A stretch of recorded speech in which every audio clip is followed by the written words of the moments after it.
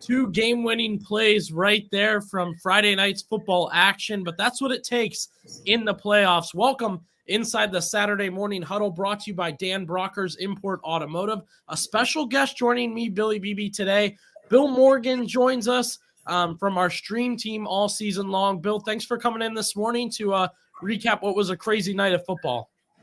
Billy, happy to be here. The roadman could not be here this morning. There is nothing he would like more than to be here. But let's face it, Kenny is a star of epic proportions. He had some other obligations, and he has played a part in this show, helping us to gather information and things along those lines. A lot of games to track, a lot to look at. You saw some of the highlights we just showed. Boy, will we have a ton of highlights to go through. We've got game-winning plays. We've got blocked field goals. I've got a tush push. I've got a Philly special to show everybody. So it was definitely a crazy night of high school football. But first off, Stark County took a hit last night, unfortunately. There were 8 teams left, and I believe we're down to what, Bill, 4, maybe 5? I think that is the number. And certainly, Billy, when you go back to the beginning of the 2023 campaign, when we had the annual WHBC coaches gathering and dinner at the church, 19 teams in Stark County began the campaign. And as we get ready to head into week 3 of the high school football playoffs, a number that is tremendously low, but it's not low in terms of knocking the teams. You play good teams in the playoffs, and occasionally even a good team will get knocked off. And we certainly saw that from some of the Stark County teams on Friday night. I was at Booktool, Canton South. That was a thriller, 27-26, the final there. Spoiler, Canton South is moving on. You saw that opening video. Very exciting. Bill, you were at McKinley Ignatius. Those two names alone bring a lot to the table, but the game itself kind of showed up and showed out. Give us a little bit of a breakdown. What happened, McKinley Ignatius?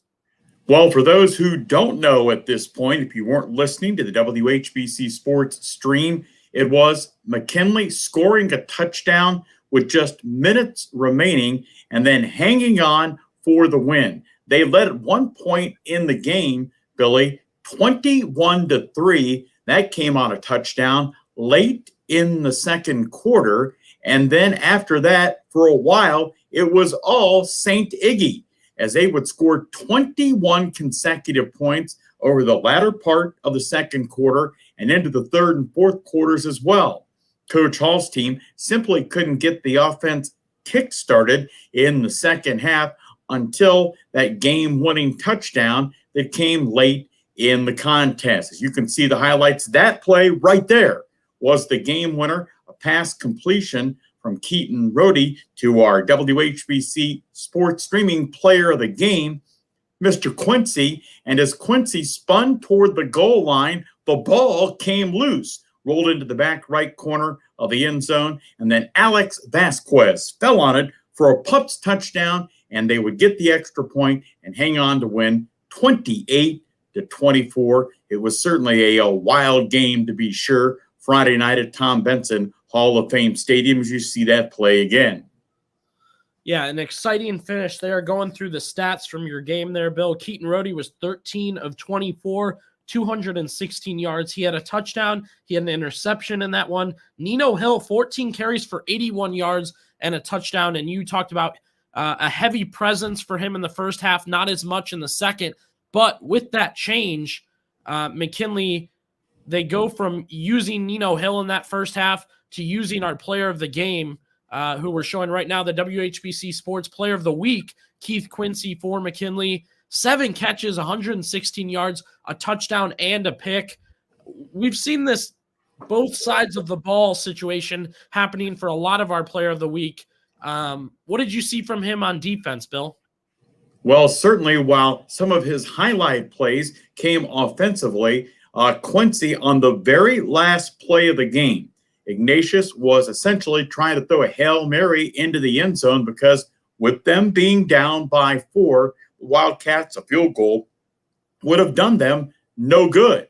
Quincy was one of the defensive backs back, and he picked it in the back right corner of the end zone on the final play to clinch a Pups win. And I guess one of the things that if people were not at the game, were not listening on WHBCSports.com, something that was highly questionable in that contest, St. Ignatius, with at the time a 3-point lead at 24-21, had a 4th and 1 from their own 34-yard line. It appeared initially like they were going to try and draw Coach Hall's team offside by going up and doing the hard count. Well, they would call a timeout, would Ignatius. They came back out on the field, and I think we may have this in the highlight clips. If we don't, I apologize. It's probably my fault. But they went for the tush push to try and pick up that first down, and the Bulldogs' interior defense surged and stopped him. We had the binoculars on it, and Bob Jeffries on our stat says, I think that is short. And as we looked at when they actually brought out the chains, they don't hardly do that anymore in high school football. No. About a foot short. And then McKinley would take the ball from there, go down, and Keaton Rohde would end up throwing that pass to keep Quincy, who made the move toward the goal line, lost the ball. But his great move allowed that ball, when he did fumble it, to go into the end zone. And Vasquez was there to recover it and give the Pups their 9th win of the season. Look, if you are unfamiliar with the term tush push, this is not. Watch your language. This is a family show, even on YouTube, Billy Beebe.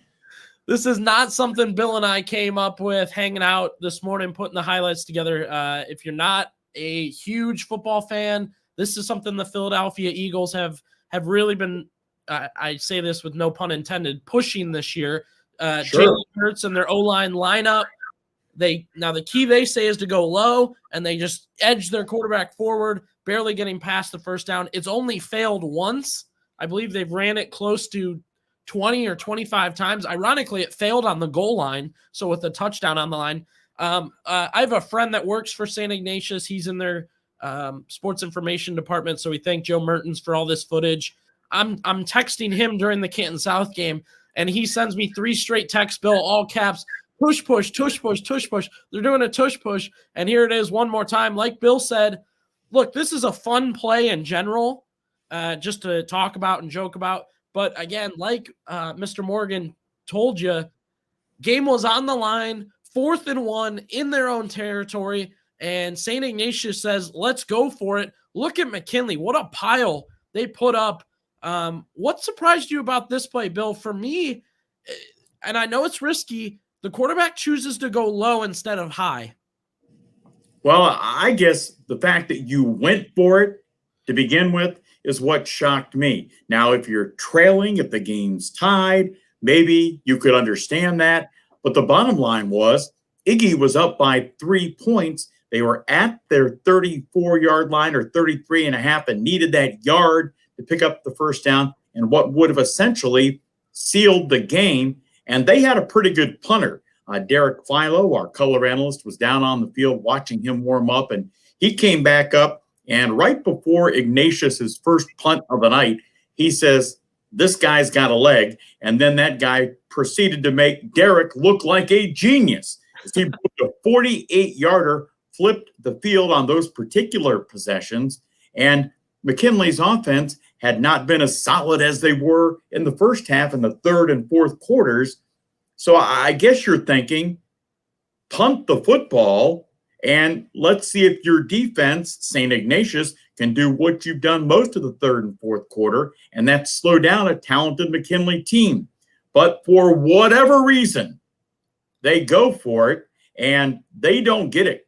Full credit to McKinley's defense, and then the offense did what they had to do. They capitalized on it. They finished with the win, and the Pups, after 2 tough regular season closing losses, they march on to the 3rd round of the postseason.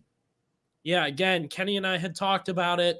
Everything that happened with McKinley Massillon, the toughest part about it for me was I felt both those teams had so much more to play for and a long way to go, Bill. So it's nice to see both Massillon, who won 50-7 last night against Westerville South, and McKinley got past it and are pushing through to the playoffs. We'll get back to McKinley in just a second. I want to talk about what we have planned on the show today. We've already talked a little bit about McKinley and Ignatius. Last night was at Bookdale, Canton South, closer than I thought it was going to be. Ended up being a terrific game, 27-26. We will talk special teams. We're going to talk kicking. We're going to talk the wind.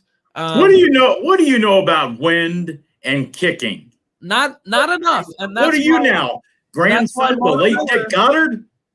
Mark Miller, our color man for the radio team, he was filling me in pregame, former Canton South legend, Bowling Green, Cleveland Browns. I'll give some insight to that in just a second. First, Bill, let's run through the scores. Like we talked about, a lot of teams had moved on, and unfortunately, not that many are going to be moving forward. Walk us through the scores from last night, which, again, folks, you can see scrolling on the bottom of the screen. In our broadcast game, as Billy was talking about on 1480 WHBC and Mix 94.1, Matt Dennison's Canton South team remaining undefeated as they edged the Griffs from Akron Bookdale 27-26. The Wildcats improved to 12-0 on the campaign. What's up next for them? They will advance on now to the regional semifinals next Friday at a site to be determined, as they will take on a very talented West Branch Warrior team who Kenny and Billy have been keeping you updated on throughout the course of the campaign. And the Warriors with a narrow win on Friday night as they edge Streetsboro 31-28. So it'll be the battle of Stark County and Mahoning County. That's where Beloit is and West Branch is. So that'll be the matchup in week number 3. Elsewhere, our other broadcast game that Billy and I have been talking about, McKinley, the Bulldogs, with that 28-24 win for St. Ignatius. For Coach Antonio Hall's squad, they go to 9-3 on the campaign. And boy, they will have a tough one to be sure. Now, at this point in the season, I guess everyone, Billy, is a tough one. But that takes us to our next game because it involved another Stark County team. Glen Oak doing battle with Lakewood St. Ed. And before we tell you about the result of that game, we both here late in the season had a chance to see Scott Garcia's team. Unfortunately, their season comes to a close, but early in the campaign, it was kind of looking like, frankly, it wasn't going to be a good year for Glen Oak. Coach Garcia and his team got that ship righted. And until last night, I mean, they had really, really been playing well in the second half of the campaign. Yeah, I was actually going to stop you there because I wanted to note, great season for them. First playoff win in 9 years. First hosted playoff game in 11 years. They were undefeated in the month of October. So like you talked about, Bill, they start 1-3. They finish 5-1. They get a playoff win. That was a very, very fun team. And I'll mention we have our coaches vote tomorrow for our banquet. Stark County Player of the Year, Stark County Coach of the Year. That's going to be a tight race. I mean, Nate Moore had another terrific year for Massillon. Matt Dennison, of course, Canton South is still going. But Scott Garcia, if he had a 3-year plan, you really feel like this was a successful year 3. By the way, on a side note, when it comes to Glen Oak football, every year, and you hear the names ring out in terms of great players in Stark County, and there are so many of them, Billy. Daywad Owens at Massillon, Poochie Snyder, you've heard his name, Keaton Rohde, and really Nate Baker at Lake, and the list goes on and on and on. But I think my favorite player, that doesn't necessarily mean the best, is the big defensive lineman for Glen Oak, Omar Ford. And we say big, boy, he is rock solid in the middle of Scott Garcia's defensive line. I believe he is listed in the Glen Oak program, 5'11", 390. So he's a big fella. And not only is he big and talented on that D-line, he must be wildly popular over in Eagle Country because in one of the games we did for them, he was the homecoming king. So the guy can play it and play it big on the D-line. And boy, the students must love him as well. That's my fave player of the year I saw this year, Omar Ford from Glen Oak. But the bottom line was they played an always tough Lakewood St. Edward team. And St. Ed's comes away with a 35-0 win. And so for McKinley, that will be the matchup in week number 3 of the postseason, week 13 overall. It'll be McKinley and Lakewood. as they clash. And interestingly enough, they both had a common opponent in the aforementioned Glen Oak. Lakewood, a decisive winner last night. And of course, Billy, as we know, Glen Oak really surprised McKinley in their regular season matchup. Yeah, both those teams also played Massillon. St. Ed's obviously a little bit closer in that one. Like you mentioned, Bill, we'll get back to that game in a second. It was 21-3. Really looked like McKinley was going to get a signature win. St. Ignatius, not great this year, but still St. Ignatius in a sense. So that was an interesting game. And again, we have a lot of great games to look forward to. Getting to another game, and we'll get to talk to Coach DeGeorge later in this one. Lake, a 21-20 winner over Big Walnut, 21-20. Let me add this little part on the end. In triple overtime. It took 3 overtimes to decide this one. Nothing scored until the first overtime. So 4 quarters, the score was 0-0. Nate Baker, 3 touchdowns on 31 carries, 234 yards. All 3 touchdowns came in the overtimes. The note in the repository was Big Walnut scored first in the 3rd overtime, but bobbled their extra point attempt, and it did not go through. Lake scored right after on their ensuing drive, and they kick it through. Kelton Dutton puts it through. Lake, a 21-20 winner. As we mentioned earlier, Bill, Massillon, a 50-7 winner over Westerville South. What does that mean, folks? We got a rematch, a Stark County rematch from last season, Massillon and Lake. A little bit of footage from last year. Massillon was dominant. That defense was terrific. They were all over them, really putting pressure on Lake. Massillon is a different team. Lake is a different team. And I'm going to pray for one more thing. I'm hoping the weather's different on this one. Well, we will have to wait and see how all of that plays out. And Billy, as you alluded to, Coach Moore's team dominant against Westerville South. For those who may not know, and some may not care, Westerville is one of the many Columbus suburbs, and they've produced some good teams over the years in South and Westerville North and others.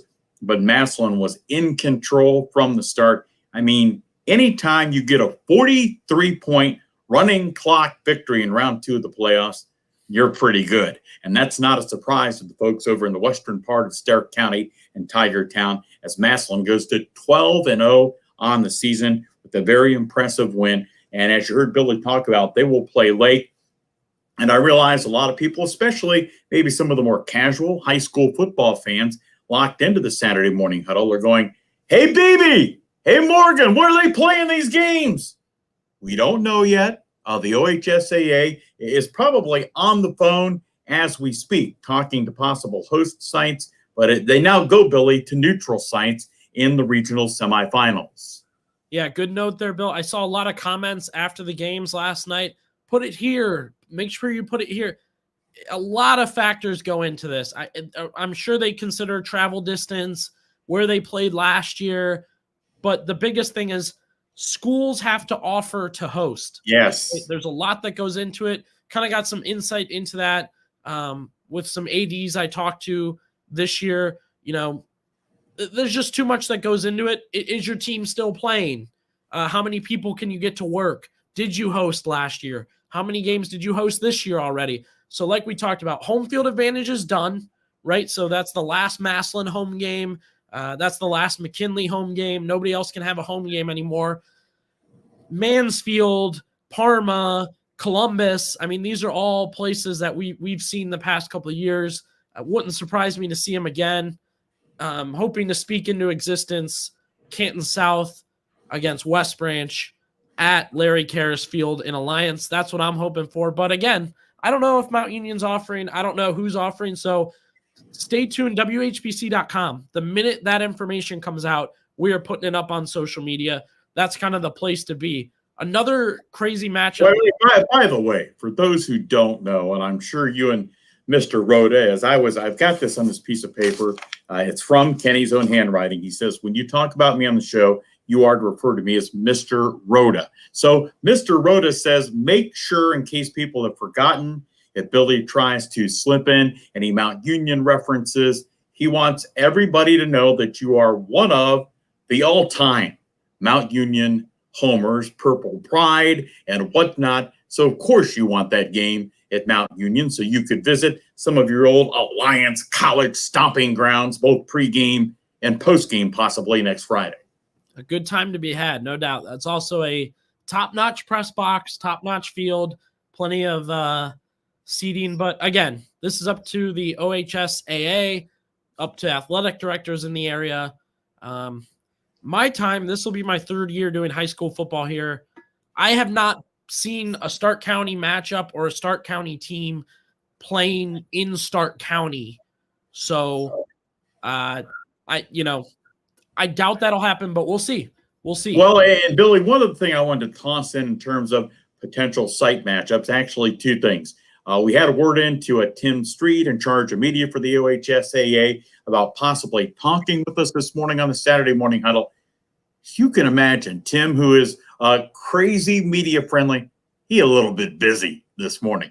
But having said that, one of the other things that has changed both from the OHSAA and potential host site places is that no Saturday night games. So you mentioned earlier, Billy, in this conversation that if you still got a team playing, you're not going to want to host. Lake is a place that could host, but they're going to be playing on Friday night. And nobody that is a Lake Blue Streak fan, and there's a lot of them, and boy, they've got a great facility up there in sprawling metropolitan Uniontown, but it'd be nearly impossible for them to host for that reason that Dan George, who we'll hear from later, that his team's going to be playing on Friday night. All right, so other scores to get to as again, we will keep you updated on site locations, game locations, WHBC.com. Stay tuned with that. Canton's Morning News with Pam Cook, the Kenny and JT Show, live and local with Jordan Miller. They'll get that information to you as soon as it comes. Kirtland and Canton Central Catholic. Kirtland winning 48-26.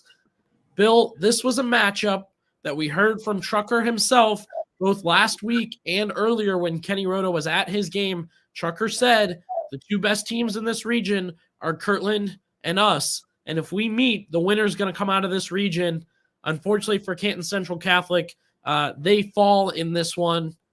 Kind of an up and down year for the Crusaders. And I think at this point, when you look at the region, it seems like a couple tough losses. That's the reason they had to play Kirtland so early. Well, and when you talk about playing Kirtland, losing to them, and believe me, Trucker's not going to be hearing any of this morning or late last night. There's no shame in losing to the Hornets. You're talking about not just in Division 6, statewide, one of the premier programs, year in, year out. They are now 11-1 Kirtland after that 48-26 victory over Central Catholic. And Central's story is somewhat similar maybe to Glen Oak. Kind of a slow start to the season for the Crusaders, but with a guy like Jeff Lindesmith coaching that team, they kicked it into high gear, and they went into that contest last night with a record of 7-4. And that's why you play the games between the lines. You never know what's going to happen, but Kirtland would come away with the win. And it was a matchup. And although Trucker is not his legal name, just about everybody calls him that. Oh, by the way, on the opposite sideline, they've got a coach who's got to have one of the better names in the state of Ohio as well, guiding the Kirtland program, Tiger Laverty. So it was Tiger against Trucker last night. And unfortunately for us here in Stark County, Tiger's team comes away with that victory. Yeah, so good year for the Crusaders. And again, we look forward to having all these coaches and players at our banquet coming up. A light plug, tickets, I believe, will be on sale later this week. I can't say officially they're on sale, but they will go fast. So stay tuned on WHBC for how you can get tickets to attend the banquet. And then, of course, we will announce, Bill, our all-county team, offense, defense, special teams, player of the year, coach of the year. It is such a fun night. It is really, really great. And then we love to kind of post videos of speeches and things like that. Notably, Jack Talkington from Canton Central Catholic won last year, player of the year, and then Dan DeGeorge won coach of the year. We get a lot of comments, a lot of here's and there's. Let's remember It is a coach's vote. Every position, every special teams member, coach of the year, player of the year, we get all the coaches together and they vote. I think that's what makes it really, really interesting. So we'll have banquet footage and highlights from all that for you as we move on. Another Stark County-ish Federal League matchup, Greene and Hoover going at it. I know Greene's not technically Stark County. We love the Greene area anyway, and they had a great time last night. Showed up and showed out in their final home game of the season. 31-7, Greene defeats Hoover. You talk about an up and down year once again, Bill. You say up and down, I think about the Hoover Vikings.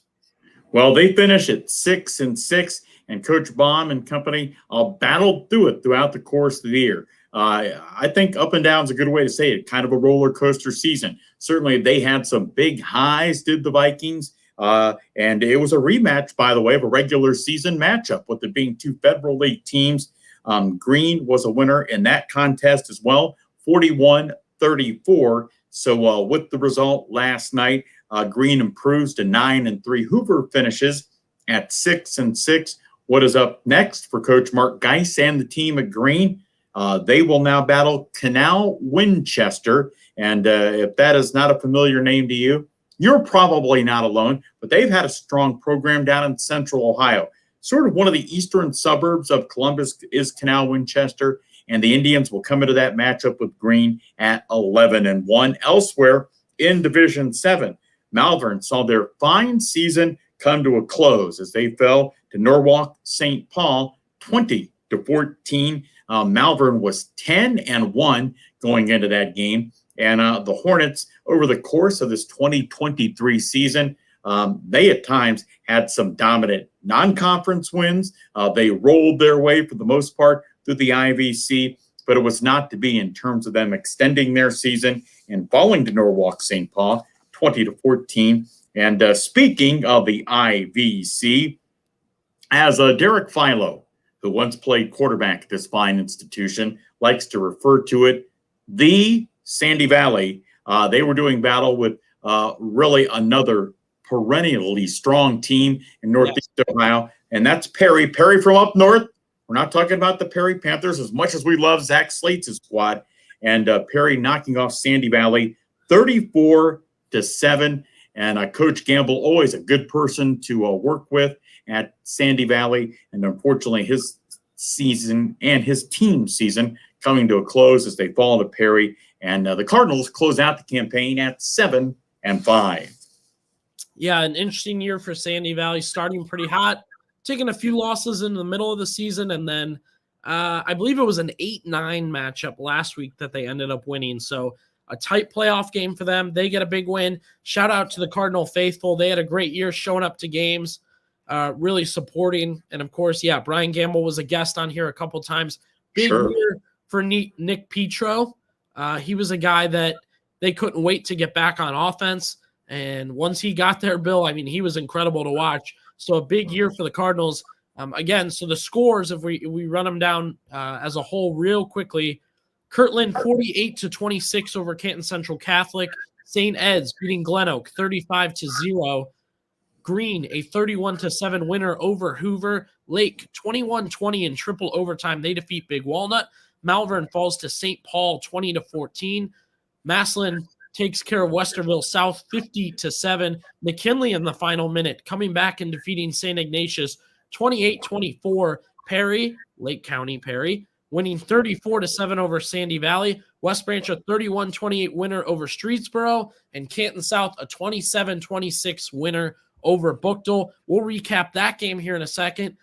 Matchup-wise, one more time, Lake and Massillon will go at it for the second year in a row. Now, last year, I believe that was a regional championship. That was the Elite Eight. So both teams had already had three playoff games won before they went up against each other. That was a cold game. Lake had a ton of injuries. They were coming off the high of the WHBC banquet. So, a lot was factoring into that one, Bill. That will be a fun matchup. And then, as Coach Dennison said, the ball's going to fly. Canton South and West Branch match up next week. That should be a fun one. Well, certainly Canton South is having, I think, without question, their best year in school history. They are a 12-0. They were conference champions and now making a move into the third round of the playoffs. I've known Matt Dennison for a long, long time from his previous stop on the infamous coaching carousel when he was the head coach down in New Philadelphia. And let's be honest, one of the things that Coach D has done, both at New Philly and when he came to Canton South, both programs were, at the time he took over, they were challenged, quite frankly, and he flips them around. Certainly one of the ways he was able to do it so quickly at Canton South, the play of Poochie Snyder and that incredibly talented senior class that they had there, and Coach has done a great job, his coaching staff and the players. So a big, big win for Canton South as they go to 12-0, and it'll be really interesting to see, as it is with the rest of the matchups involving our remaining area teams, where the OHSAA is able to put that game between Canton South and that very talented team as well from West Branch. We will have Coach Dan DeGeorge coming up in a couple of minutes here. We also have Coach Dennison, hopefully some players with both of them, but going back to your game for a second here, Bill, before we have an interview with Coach Hall to play, you went through the overall gist of the game. 21-3, McKinley led Ignatius. They end up giving up that lead. They fell down 24-21 late. They get a stop on one more time, the mention of the tush push here, get the ball back in their own territory, end up scoring on this game-winning play. Let me make sure I get it up here. Again, a fumble into the end zone for McKinley that they jump on and recover. So that was a crazy finish. Look, I've already shown you two incredible highlight plays, and I don't even know that those were the best plays that happened in this one. Bill, walk me through this catch right here. Well, when you see some of the things that have happened, Keaton Rohde put this right down the sideline to McClellan, and that was a great shot, but it didn't quite do justice because what ended up happening, he kind of had to reach back and tip that thing, and then he raked it in. And there's one of the McKinley touchdowns there, and this one came defensively on a pick six play in the first half. And certainly when we talk about the things McKinley was able to do on the positive side, big plays offensively, big plays defensively.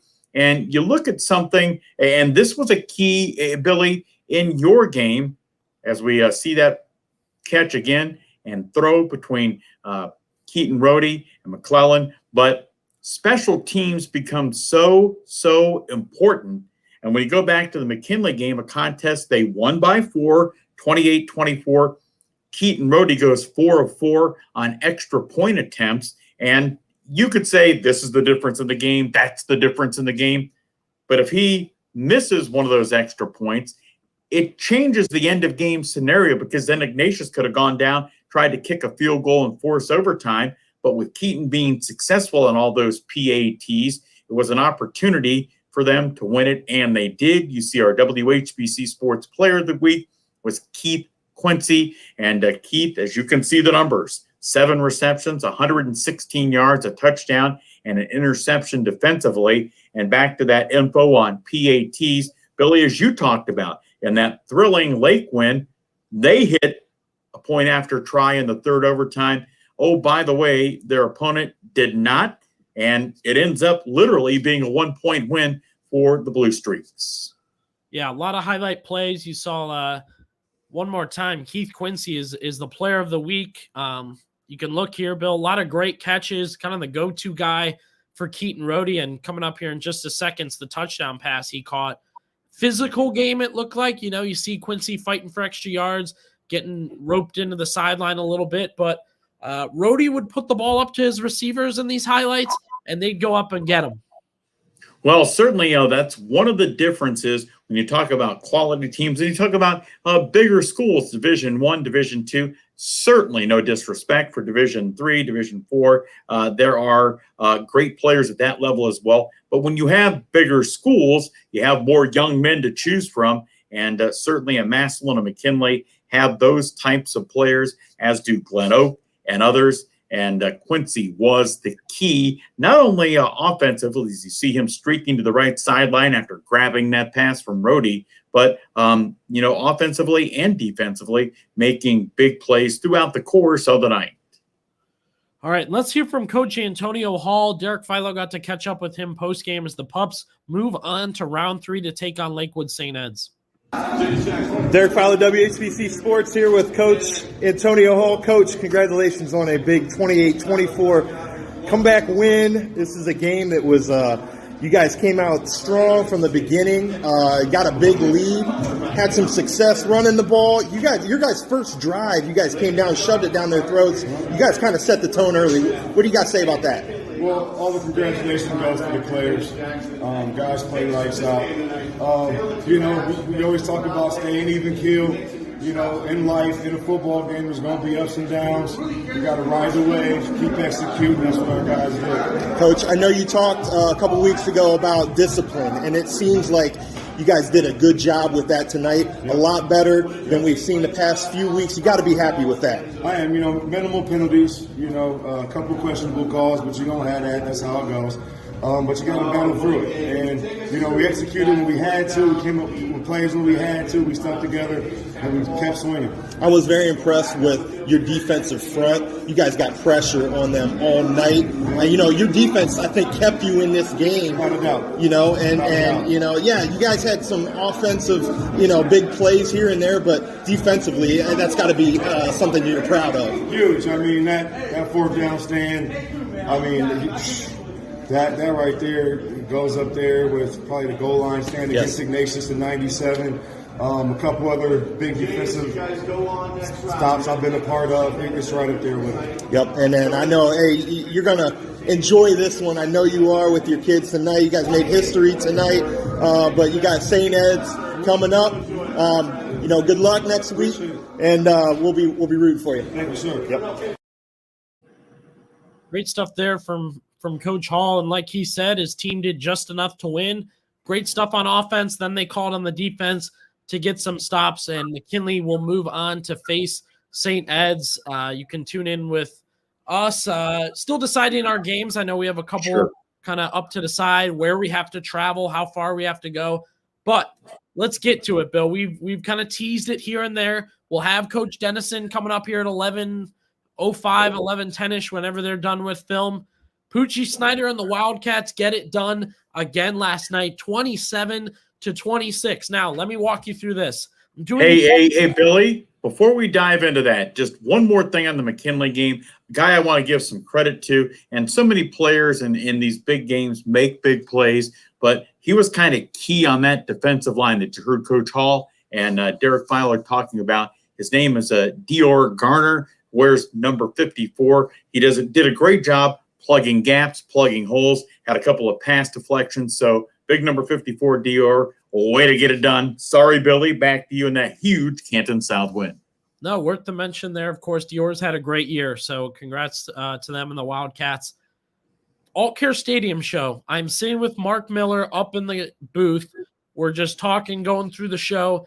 He notes to me, look at Buchtel's kicker, who was warming up down on the field. He said to me, I think he's taking way too many steps. He's taking 4.5 steps. Now, Mark would know. He's a former NFL quarterback, former college quarterback. He knows the game at a high level. That's why he's part of our radio team. And I said, all right, what does that mean? He said, easy chance to get it blocked. More pressure, more time. It means the kicker needs that extra load to get the ball up and through. Now, that's something to remember, Bill, for later in this game. Of course, Poochie and company, they come out hot. You see this first touchdown here, and this is one of those highlights you love to rewatch. I mean, this is incredible. Poochie Snyder finding Tyler Pugh on the touchdown. Good ball. Receiver hangs with it, never gives up, knows he has to use all his speed to get to it, and Poochie delivers on the first play there. Buchtel, also very good last night. They ran the ball well. They had some really great passing plays. They were an athletic team. They were a physical team. For Canton South, the group that's hurting today is definitely that receiving core because the corners for Buchtel really put it to them. I mean, every catch they had, they were getting knocked out of bounds. They're getting knocked around. But Poochie and company kind of hung in there. They stuck with it. Buchtel took the lead multiple times. one of the keys to winning this game, like you already talked about, Bill, special teams. Landon White for Canton South was very, very good. He was 3 kicks made, 2 over 30 yards. So, obviously in high school, that's key to hitting those. Let me get the highlight pulled up in just a second. But Poochie also very good. Here's this falling pass play from Poochie Snyder. Take a look at this, Bill. This was one of those incredible Poochie plays. Well, you see not only Pooch getting it done on the throwing end, but the receiving end as well. We may talk with one of his top guys in that regard. Look at that flip. Tavion Castle, what a great year he's had at the wide receiver spot for the Wildcats. One of the many keys to this talented Canton South team. Yeah, now the problem for Canton South, unfortunately, Poochie fumbled twice. Already up 7-0. They were coming back down the field. And as they were kind of heading for that end zone, Bill, like I talked about, let me back it up, actually. Poochie he ran it in for a touchdown, and it was called back on a holding call. The next play, Poochie gets pressure, holds onto the ball too long, kind of steps up a little bit too much, had it ripped away. So that's what we knew Buchtel would do. They create a lot of turnovers. They ended up taking it away. That's what got him the lead. They kept the pressure on Poochie. You can see here, this is one of those turnovers here. They force him out of the pocket, get him uncomfortable, knock the ball out. Later in the game, Poochie running on this play here, trying to get out of it. Pressure's on, gets to his right. As he's trying to go down, Bill, again, they pop the ball out. Buchtel had 19 turnovers in the regular season. That's how they got a lot of their points. They plan to do it again. But Poochie and company, those guys hung in there. Tavon Castle was terrific. Again, a huge interception here from Castle that got them the ball back. All their regular guys were involved, but that 27-26 score, that was a blocked PAT that I talked about with Mark Miller. Mark Miller mentioned it to me. They're playing too close. They're taking too many steps back in their kicks. That's exactly what happened, Bill. Buchtel took 4 steps back, stepped up. Canton South got to it, blocked it. That's what kept it 27-26. And like I showed you at the beginning of the show, defense gets just enough done. That was a really, really tough game. Poochie Snyder in that one, 15 of 26 for 189. He had 121 yards rushing on 16 carries. Tavon Castle had a receiving touchdown and a receiving interception. So field goals, extra points, interceptions, touchdowns, Poochie, Castle, Rome Cox had a great game running. It was a full Canton South game. What's more surprising to you, Bill, the fact that Canton South only scored 27, or I finally didn't wear a golf shirt on the show today? Well, I never know when I get an opportunity to fill in for Pam Cook on Canton's Morning News, like I did yesterday, especially when I come in on Friday. I don't know what the dress code is at WHBC, but I think Friday is kind of a casual Friday. You'll let me into the building and you're wearing a T-shirt of some sort. Now, you don't have a T-shirt on today, but yeah, you never know. So I might say your whole shirt choice a little bit surprising, but I guess when you talk about the Wildcats and a close game, I think everybody in Stark County is well aware of what a good program Buchtel has had over the years. Maybe not as strong recently. I got a chance to see them earlier in the year when they played Hoover, and they've got great talent all over the field. Quarterback, wide receiver, running back, and on the defensive side of the football as well. And they showed the ability to use it.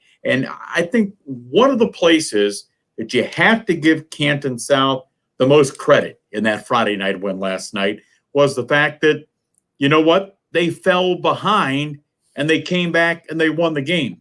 Let's face it, in the course of what has been a brilliant Wildcat 12-0 season, I don't know how many times they've trailed on the year. I'm not saying they've never trailed, but you could probably statistically, somebody call Denny Kincaid or Bob Jeffries, you could probably count it on one hand the number of times, maybe a couple of fingers that they've trailed all year. And a lot of times you get into the postseason, you get behind, people get a little bit panicked, Billy. They're not exactly sure what to do. And we saw South rebound, come back, and end up picking up what turned out to be that narrow 1-point win. Yeah, good point there, Bill. They're kind of going through their checklist of things they have to prove almost. That offense has been terrific, but we wanted to see the defense get into it. Pucci, and they did that last week and had some great stops last night. Pucci's been very good, but can the offense kind of give him a break sometime? Well, Rome Cox has been very good. So that's kind of another check. And then like you just talked about, can a team that likes to go up early, step on a team's throat, and make sure they're up 2+ touchdowns throughout the whole game, come back when they fall behind a little bit? You mentioned it. Buchtel was physical. They were athletic. And props to Stevie Diamond, their quarterback. He hurt his ankle early, and you could tell it was hurting him. It hurt his mobility. It hurt his throwing ability. Still finishes with 2 passing touchdowns and a lot of highlight plays. And like you talked about, Buchtel, a tough program, and that was quite the challenge for Canton South. Hey, we mentioned names earlier in the broadcast with Trucker Linda Smith at Central Catholic and the team they lost to, Kirtland, their head coach, Tiger Laverty. How can you not possibly put on the all-state name team Stevie Diamond, the quarterback you just talked about from Buchtel? And by the way, they call him Sticks with 2 X's. So STIXX, Sticks Diamond. That'd probably get rejected in a Hollywood script. That sounds like something somebody would make up. But that's what they call him at Buchtel, and certainly a great season for him that comes to a close thanks to that talented Canton South squad.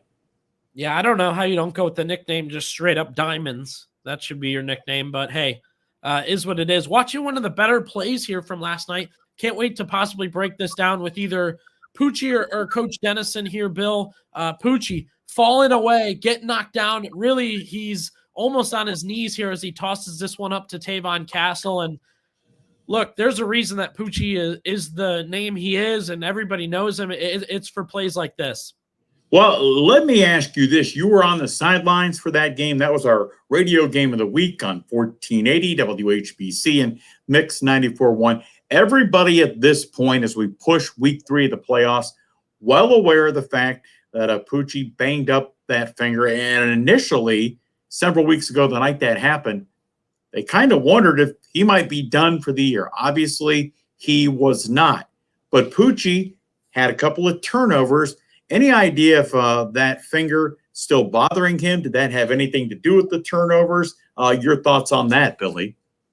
Yeah, I think the turnovers were a matter of circumstance. The first one, he stepped up in the pocket and couldn't decide to run or throw, as you can see on this play here, Bill. I don't think it's part of the injury. He is still wearing some sort of tape on his finger, that throwing pinky. But again, it hasn't seemed to hinder him too much. In general, teams aren't letting them throw. They're putting 8 in the box. They're putting a ton of corners back there, a ton of linebackers. So his stats are going to go down a little bit, but Pucci seems fine. He seemed fully healthy after. Coach Dennison basically inferred he's done getting asked about the pinky, so we haven't really asked him much about it. But he looked great, and I will mention he already broke the Stark County passing yards record earlier in the year. That was Cam Blair's. Now he is looking to break the Stark County passing touchdown record, which he tied last night. So he needs just one more to beat Cam Blair again with that record. So that'll be really, really fun for Pucci. Should have Coach Dan DeGeorge here in just a minute. Until then, let's take a look. Caught up with Pucci postgame. Here with Pucci Snyder after a tight win for Canton South, 27-26 on offense. Pucci, what did you guys feel like you did so well tonight to stay in it? We ran the ball well tonight. You know, they went cover 0 a lot, put 6-7 guys in the box, and we ran the ball. That was on the O-line all night. I had the fumble there too, actually. So not one of my good nights tonight, but you know, Jerome Cox ran the ball well. Receivers blocked great, and you know, the O-line, they played their tails off. They did. They seen everything tonight. Every type of pressure you could see, they handled well, and then defense played great too. On offense, you spread the ball around a ton. Does any play stick out to you? The third down going that way to T, he had a big catch on third down. That was big. And then the opening TD catch by Type 2, that was a great catch, great concentration, and get us on the board and get the momentum going early. That was nice. Saw you on defense a lot tonight. Why were you out there, and how'd you feel getting out on defense? Yeah, it felt good. A nickel type package. Me and Tavon go in, a third down pass situation. Just help the defense out and make plays. Let's talk special teams for a second. You guys made a ton of huge kicks tonight, right? Yeah, we did. Landon White, he played great tonight. He really won us that game if you think about it. And it's funny because yesterday, the strong wins tonight, but yesterday in practice, I'm not gonna lie to you, he didn't kick the ball well. We were kind of nervous coming in, and then to pick the offense up, when we started in the red zone was big tonight, and that's what playoff football is about, making field goals. Any thoughts on West Branch before you guys play next week? I've seen a little bit. I know they beat Booked last year in the playoffs. I know they got a good quarterback. They got a good group of receivers. They play hard, but it's going to be a good matchup. Thanks, Pucci. Congrats. Thank you. Heard from him there, Bill. A little bit of defense for Pucci. Coach Dennison, we'll get to chat with him about why Pucci's out there, what he's doing. I mean, he talked about it, nickel package, but hey, when you get into these nitty-gritty games, got to move on, got to have the win. You're going to put your best players out there if you think they can make plays. Well, earlier in my broadcast career, I spent quite a bit of time down at WJER in the New Philadelphia, Dover area, and I know I would see similar things from the incarnation of Matt Dennison when he was the head coach of the Quakers, and oh, by the way, a very talented coach as well in Tuscarawas County, and Dan Nipt of the Dover Tornadoes. And I know Coach If specifically, he'd have guys that you wouldn't see play. And a lot of times like Pooch, it was in the defensive backfield, guys that would play offense in what was Dover's 5 wide at the time. And all of a sudden they'd get to the Dover New Philadelphia game, or if you're a Quaker watching this, the New Philadelphia Dover game. Boy, you don't want to talk about that down there to the wrong people. But all of a sudden, guys you'd seen in the wide receiver positions are playing defensive back in the big games, kind of like, as you heard Pucci talk about, he and Tavion did for this great Canton South team last night. Yeah, this interception here from Tavon Castle was awesome. You get a guy with good hands, good speed, and vision for the ball out there on a long third down, and this is what happens. Ball gets put in the air. Tavon Castle steps up, picks it off, and that was big. I mean, that kept things going there. And again, Canton South moving on to take on West Branch. Bill, West Branch, Drew Alazos, their quarterback, having a terrific year. Very exciting to watch them. Coach Dennison mentioned it. You mentioned it. I've thought about it. That's going to be a high-scoring matchup. Well, certainly when you talk about the offenses that can put the ball in the end zone, both those teams can. The Warriors, we are well aware that the Wildcats can. And when it comes down to what has to happen in one of those games to pick up a win, you can talk about points all you want. It's some type of a 35-31 affair or something along those lines. But you're talking about defenses, Canton South, West Branch, getting just one key stop. And if you can do that, then maybe you win the game. And a lot of times people, and understandably so, Billy, are focused in on what might happen late in the third quarter or in the middle of the fourth quarter. But something may happen in terms of a key stop in the first quarter, early on, in the middle of the second quarter, that people in their football memories, they kind of forget when it comes late in the game. But in a game that could well be, as you mentioned, a high-scoring affair next week, key stops at any point in the game are going to be important for Canton South and their opponent in that Friday night clash, West Branch, who comes in. I mean, you're talking about two teams moving into that Friday night affair, a combined record, Billy, of 23-1. Pretty talented football. Yeah, that'll be a very exciting matchup. An exciting game last night that we talked a little bit about earlier, but I'm excited to get the perspective of our next guest here, Coach Dan and George of the Lake Blue Streaks. Coach, good morning. Thank you for joining us. I'm sure you had a long night. You had an exciting one. My opening question, which was your favorite overtime, the first, the second, or the third? Morning, guys. Thanks for having me. Long game last night. And you're right, I didn't get much sleep, but that's okay. That comes with the territory. And our kids battled really hard all night long, particularly in overtime. And we're just happy that we came away with a win. And Coach, for those who didn't kind of quite get to catch it or catch up with the game, what happened in those four quarters that you guys didn't come away with any points? Neither did Big Walnut. Sure, a lot of really good defense being played on both sides. Our guys had great efforts defensively. We stopped the run really well all night, so very proud of our defense. We had a really good plan. Big Walnut played some really good defense as well. We helped them out a few times. We had some penalties, a missed field goal.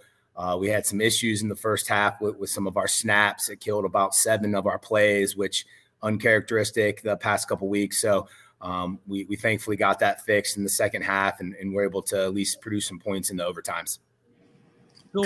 Talk about getting big plays in games. I did one of your games for WHBC earlier in the year where you got a game-winning field goal. I think it was against Brecksville. And sometimes when we talk about great players, and you've got a number of them on the Blue Streaks team, obviously Nate Baker's name jumps to the forefront. But if you don't have good special teams, and Coach, you've forgotten more about football than we know, you're not going to win very many games. And boy, your place kicker has been great all year long.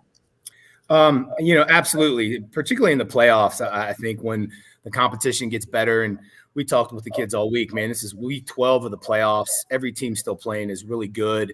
So you got to find the little places to win the game, right? And a lot of times that comes down to special teams. And we actually started off the year, our first 4 or 5 games, where we really struggled special teams wise. And we've been able to clean that up and fix that a lot over the past 5 or 6 weeks. And Josh Hankins did a great job in overtime, not just making the first 2 extra points, but drilling the one at the end, which won the game for us. So, yeah, a lot of times it comes down to the little things in these close games, particularly in the playoffs.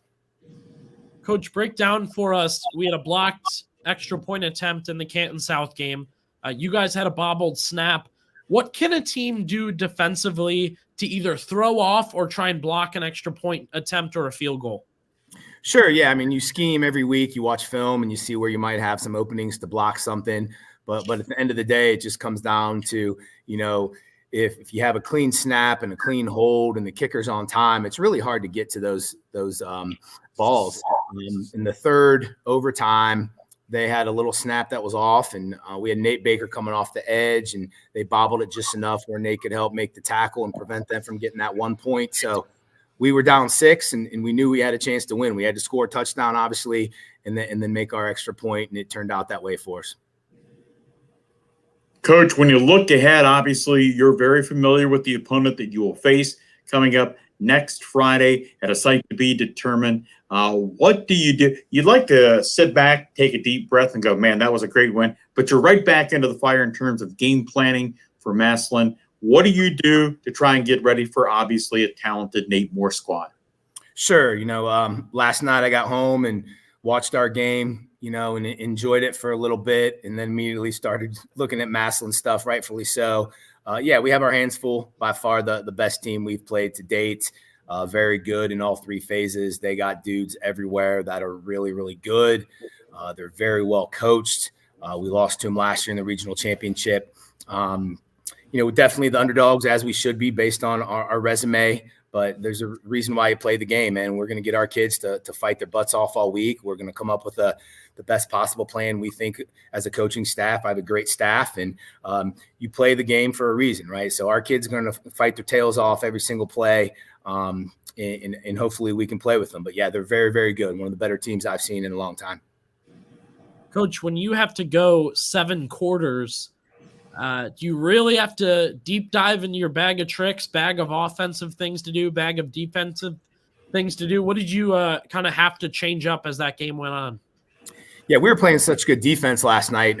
I kept it sort of conservative offensively because I felt like we were holding Big Walnut, right? So we limited some of the chances or the risks we took offensively just to prevent giving Big Walnut a short field. And once we got into overtime, we made a couple slight adjustments up front with how we were blocking a few plays based on what Big Walnut was doing, and it really helped us. It helped Nate get open and have some space and make a couple really good runs into overtime. We didn't throw one pass in overtime at all because we had what we wanted in the box. We just had to adjust and block it a little bit better, and our guys did. And my offensive line coaches, give credit to them because they got our guys to do what we needed to do when it counted the most.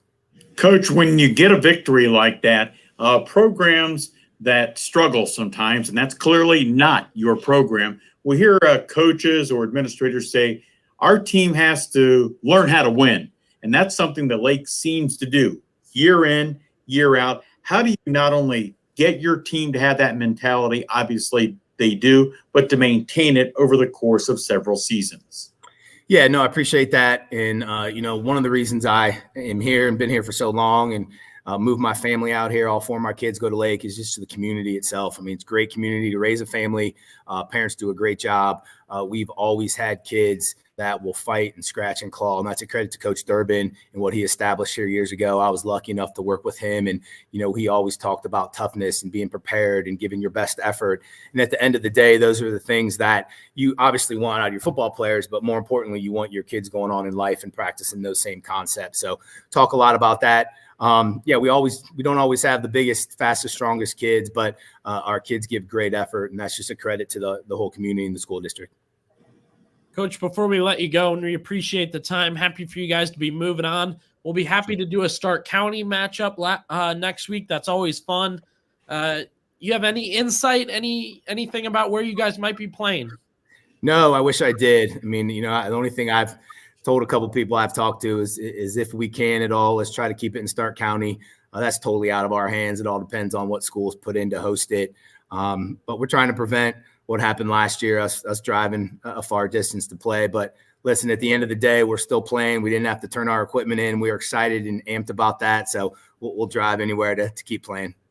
Coach, I guess one final question that's really not football related. At a preseason coaches dinner, you told what I thought was a hilarious story about after last year, the season closed out and you really didn't want to talk to anybody after the game and the day after, and your phone was buzzing off the hook, and some football moms were trying to get in touch with you, and they wanted to do something for you, and you decided not to do it, tie it into a piece of apparel. Tell us a little bit about that.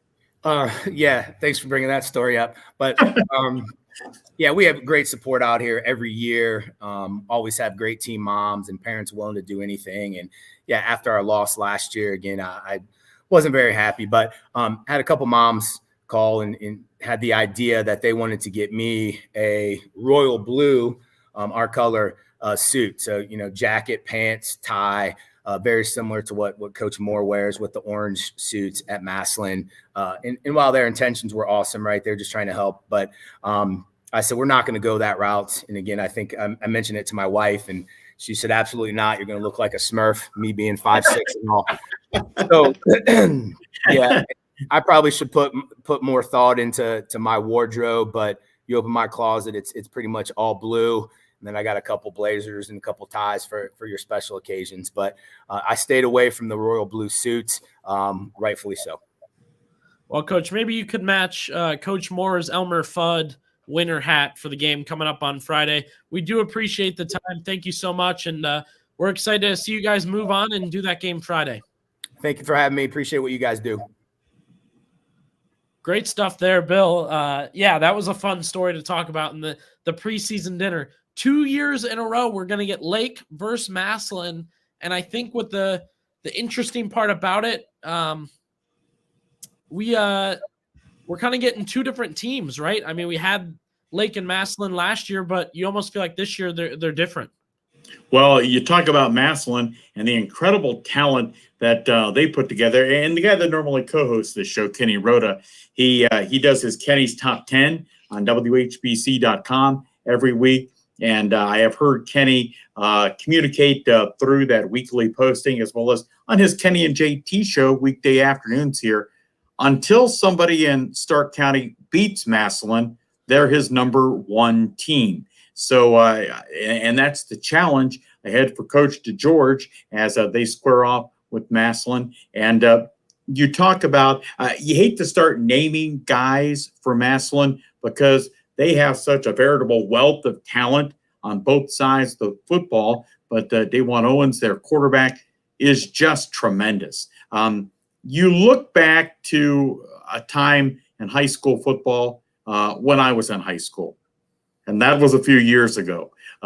Certainly, I don't think and I grew up in the Columbus area.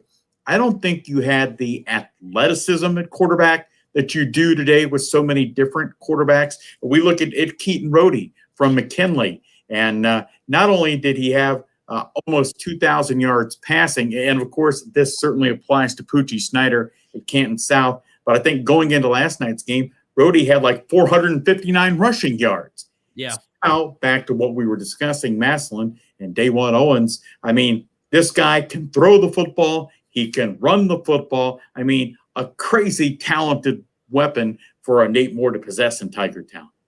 Yeah, DeJuan Owens was not on Maslin last year. Dorian Pringle was a different number. Nate Baker was on Lake, but he wasn't as involved in the offense. That wasn't really a name we were talking about too much. That's just the idea here, Bill, is they're going to play again. It's going to be a really, really exciting matchup, a fun matchup. And I think we're going to have that either radio or stream. That's too big to miss. And the other thing that goes along with that matchup, the game itself, to close our thoughts on that, but two great Stark County coaches. Well, there's no doubt about that. And I think when you talk to the coaches, especially as you and I and Kenny are able to do, as along with the Derek Philo, and the microphone's not on, if you will. Not necessarily off the record, but you're not recording or broadcasting what they're saying. A lot of the coaches will concur with the theory that's and words that have been uttered by so many coaches. Well, it's not about the X's and O's. It's about the Jimmies and Joes. And what that means for people who may have never heard that phraseology is you could be the greatest guy in the world at scheming it up on a dry erase board somewhere. But if you don't have the players that can execute it, you're going to be in a world of hurt. And then when you look at Poochie Snyder, at Owens at Maslin, at Rohde at McKinley, Nate Baker at Lake, and you kind of hate to start throwing out names because then you're leaving somebody out. But if they have an X's and O's play that breaks down, Billy, those guys can do the infamous make something out of nothing. So tremendous athletes in Stark County. And that's been one of the privileges for me for having a small role on the WHBC sports team during football season. I did high school football down at Tusk County for, 18 years or something along those lines. And there are some tremendous players down in Tuscarawas County. But Stark County being a bigger county, 370,000-ish people, you got more kids, you're going to have more talent. And boy, we've seen and heard some of that with WHBC sports all throughout the football season. Yeah, I agree. A lot of great coaches in the area. We'll be hearing from them at our coaches meeting tomorrow, our banquet coming up. An interaction with the coach I'm looking forward to, though, is right now we have Coach Matt Dennison with us. And Coach, good morning. Thanks for joining us. This has been a long time in the making. You and Bill Morgan on the same screen chatting after so many years knowing each other. Glad to have you guys in the same video here. Well, you guys are brave putting us both on a video instead of audio. Well, when Coach Dennis and I first knew each other, you can look and you can see on this YouTube video, my hairline starting to push back a little bit, Coach's starting to push back a little bit. We had a little bit more hair, and there certainly wasn't as much gray as in both of our collective hairlines. Coach, when you talk about what your team did last night, yet another big win, getting things done offensively, defensively, and special teams. And I know in your previous coaching stuff, you preached to me constantly about how important special teams were. And tell us about your place kicking game last night. Yeah, Landon White did a great job last night. He made all his extra points, which we expect, but making the 2 field goals, that's playoff football. I talked to our team about playoff football. Sometimes you're in that red zone. You've got to get those 3, and that can be the difference in the game. And it ended up being last night. We were perfect from extra points and PATs, and we were able to block one extra point, and that was the difference. And when you play a team like we played, there are going to be key moments because, I told our kids, I said, I don't know. It doesn't, we beat a team that was physically better than us last night. I mean, they're Jimmies and Joes. They had a couple more Jimmies and Joes than we did. And, but we played discipline. We played tough, and we don't. I'm not discrediting Bill because we have our Jimmies and Joes, but they were a very, very talented football team that you had to play very, very disciplined and very, very on in order to beat. Coach, you mentioned that extra point attempt you guys blocked obviously made the difference for you. Our color guy, Mark Miller, noted in the warm-up that Buchtel's kicker was taking too many steps back, and every extra point attempt he would mention, Canton South should really push it here, try and get the block here, try and get the block here. Did you guys see something similar or feel like you could get that opportunity? Oh, absolutely. He was about 1.5, 1.65 on his PATs, and you want to be about 1.25 or 1.3 in high school football. And we knew that we were going to have a chance at some point, and the ball comes off his he got a big leg, but it comes off low on his extra point. So we knew we were going to have a chance. They had a couple blocked previously. So, that was a point of emphasis. If you saw, we had guys behind jumping and trying to block also, which we normally don't do because we don't have like the big 6'6" guy that can do that. But we thought that was something that could happen last night. Coach, I guess when you look ahead, it's always nice to kind of relish a playoff win, but really this time of the year, no time for that. And so you got to get ready for a next Friday night at a site to be determined when you take on an 11-1 West Branch team. What are some of their strengths as you get ready for round 3 of the postseason? Well, from what it looks like on paper, they better have a good scoreboard because both teams can score the football at quite a rapid rate. So they're a very good offensive football team. We know that we played them. When I was at New Philly, we played them a few times. My first year here at Canton South, we played them in a game that was, I think it was like 63-42 or 49, something like that. So both teams can score the ball. Both teams have talent. Both teams like to throw the ball. So it will be. Don't plan on being able to make the late night news after that game because it will probably be finishing right when the late night news comes on. Coach, I asked you post game yesterday. What plays stick out to you? And obviously, game had just ended, so you said I don't remember anything. I want to get to the celebration here. If I asked you again, anything really stick out to you play wise? I know a lot happened in this one. Well, we made some key plays. The one play I showed our team this morning that was a huge play in the game was a hustle play, and it was right before half. And their kid, I don't know if you remember, their kid broke tackle at the line of scrimmage, and then he broke a tackle came out of a big pile about 10 yards downfield, and we were able to, and Tyler Pugh ran him down and tackled him at the 6-yard line. And that was right before half, and they had to settle for a field goal. And if we don't make that hustle play, that's a touchdown. And now it's entirely different story at the end of the game. So I pointed out, I tell our kids every game there's 5 plays that determine the winner or loss. And that was a crucial one. There were some other really and they're not always those plays that are electrifying, of course, the important, the big first downs, that kind of thing. First drive, Pooch had just a makeshift play to Mateon Frazier, and he got a first down that moved the chains that led to a score. We had several runs that first drive of the first half. And if you take one moment of that game, that first drive of the first half, because, I got on our kids pretty good at halftime.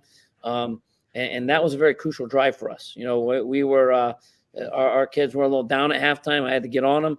And we came right out. And, Rome Cox had a great night running the football. We ran with great power and played great on defense also. But, that first drive was humongous, coming out, getting the score, running it right down the field.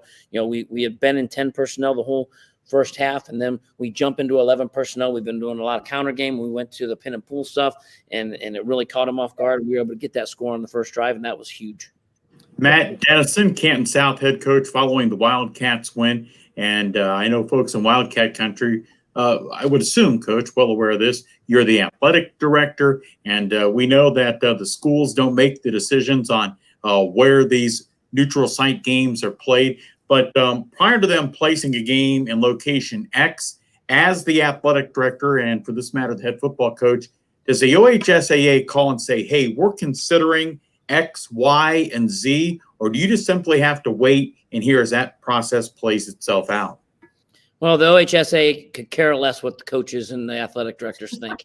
I'll just be straight honest with you. They're going to put the game wherever they can get a game. And they're having a lot of trouble trying to maybe get on my soapbox a little bit, but they're having a lot of trouble getting schools to host game because it's really not worth a school's while to host a game anymore. Back in the day, I've hosted a lot of games over the time, and it was a much better financial situation for the schools to host a game, where now schools, pretty much if I host a game here at Canton South, I'm going to break even.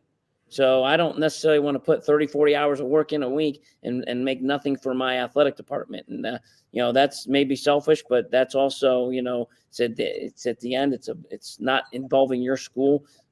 So they're having a lot of trouble finding schools to host games. And, I know I used to host 2-3 playoff. Bill knows this, 2-3 playoff games a season, sometimes 2 on this one weekend. And right now it's just not worth it anymore. So finding it's just going to get harder, especially with all the games on Friday now. So, we'll play wherever they put us. And, last year we had to travel all the way out to Youngstown to play. In week 13, as long as we're playing, we're happy. And then that's what I talked to somebody from the OHSA last night, and I gave him my opinion on a couple things. And then I told him, but it doesn't matter. We'll play wherever you put us because we're playing week 13 and most teams aren't. Coach, one other question tied into that. Obviously the playoffs expanded to 16 teams per region. I was told by a source, as that saying tends to go, that the Ohio State High School Football Coaches Association, which you've always been very active in, they were in favor of expansion to 12 teams, but not 16, but they went to 16 anyway. Is that true? Yeah, that was the recommendation that we gave. That was right after I had left the presidency of the Coaches Association. But after the 12, we kind of liked the bye situation. We thought the 1 versus 16 sometimes can get a little rough, and Sure. You look in Division I, everybody makes playoffs, and that's some of those Division I teams. I know the 16. If I'm the 16 seed in Region 1, I don't want to go play Lakewood St. Ed's week 1. Sure. All right, Coach. I want you to walk me through 2 plays from last night. All right, the first one, a little crafty here with the Philly special you ran with Poochie here. What was the thought, and how did you feel after it was done? Well, it felt good after it was done. It was a situation where they play a lot of man, and they played a lot more zone than they have in the past. But we were getting a lot of man on first downs, and man coverage. They don't account for a quarterback in man coverage, so we thought we might be able to sneak one by him. And so we had that in all week, and Tavon made a good play. It moved the chains for us. We thought it was going to be open, which it was. Their corner actually made a great play on it and stayed home, or it could have been even better. But, that was one of those big plays that moved the chains for us. So we were happy with that. It was kind of a time in the game that we wanted to run it because it wasn't a time where you really expect a trick type play.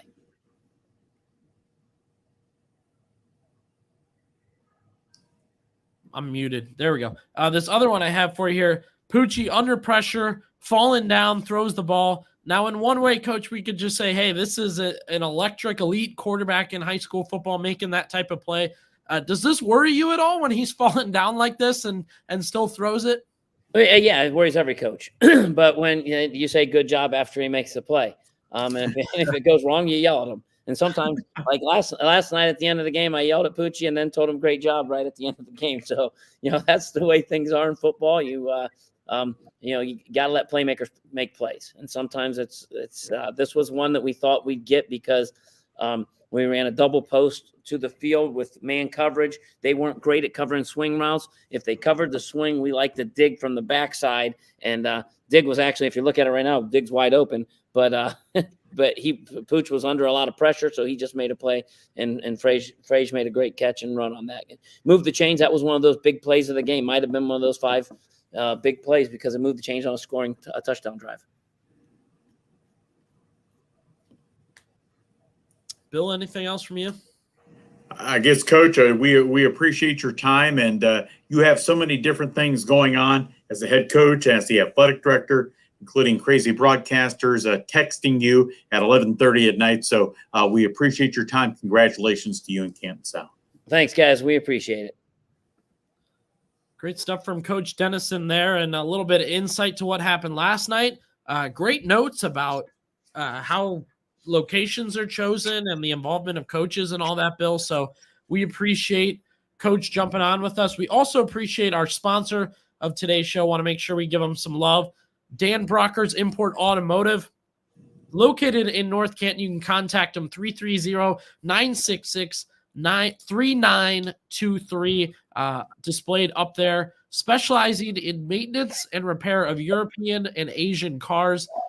This is a local business that has been around for 80 plus years, I believe, in the area. You know, we talk in the office about everybody that's going over there, everybody that's taking their car there. And look, we've heard from them. They wanted to be a part of the huddle. They wanted to support high school football. That's what they're doing, Bill. So we appreciate Dan Brocker's Import Automotive. Is that your car they're working on in that photo, right? Yeah, I had no idea you had a car that was that nice. Well, you know, doing the Saturday morning huddle, never know. Well, you know what? Congratulations to you, and certainly thanks to them. And I know people may not necessarily certainly be focused on stuff like this. Without Dan Brocker's Automotive, stuff like this doesn't happen. Billy puts in a ton of legwork into this show every week. Kenny does the same when he's co-hosting this show and getting highlight clips, getting coaches set up to be interviewed. So certainly you and the Roadman have done you and Mr. Rhoda have done a great job all season long. And thanks to Brocker's Automotive, really, for making it all possible. Yeah, and we appreciate you filling in today, Bill. Before we wrap up here, we'll go through the scores one more time. Congratulations again to every team. If their season ended, you got to round 2 of the playoffs. You played 12 weeks of football. You add in training camp and all that. I mean, really, Bill, it's 15 weeks, 16 weeks, even more probably. And they still have to go to banquets, which I know are more fun, you know, end of season awards, stuff like that. So congratulations to the team, even if their season's over. Kirtland defeating Central Catholic 48-26. St. Ed's a 35-0 winner over Glen Oak. Green a 31-7 winner over Hoover. Big Walnut falls to Lake 21-0. Malvern season comes to an end, falling to St. Paul 20-14. Massillon handles Westerville South with a running clock. They were up 50-47. They win 50-47.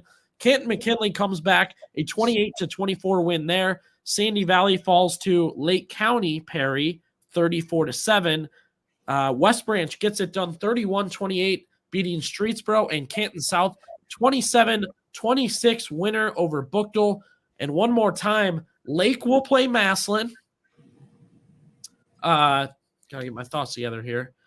Canton South will play West Branch. McKinley will play St. Ed's.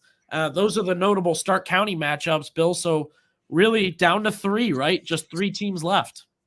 It is, and the other team that we will certainly keep you updated on that day, and you mentioned this earlier in the show, technically not Stark County, but just about as you cross over the line from Stark into Summit. Green, with that win over Hoover, they will play next Friday, and they will take on Canal Winchester in Division II.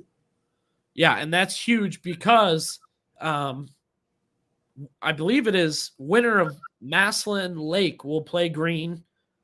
Lake already falling to Green 28-0, and Green beating Massillon in the playoffs 2 years ago. So that matchup, something to watch. Bill, thank you again for joining us today. You've done a ton of great work for the stream game this season, and obviously we'll continue to do so possibly in the coming weeks, and then you'll be at our banquet. You'll be at all that. Any closing thoughts here on the games this week and what we got coming up? I get to come to the banquet? Is there free food involved? I knew that would be your first question. That's awesome. If there's free food involved, I will be there. And Derek Jamal Philo, as you like to call him, he will be there for the freebie food as well. Great stuff. We appreciate everybody tuning in today. Again, we are brought to you by Dan Brocker's Import Automotive. The phone number down there one more time for you, or you can rewind and give them an email and Again, support a local business that's taking care of us here at the Huddle.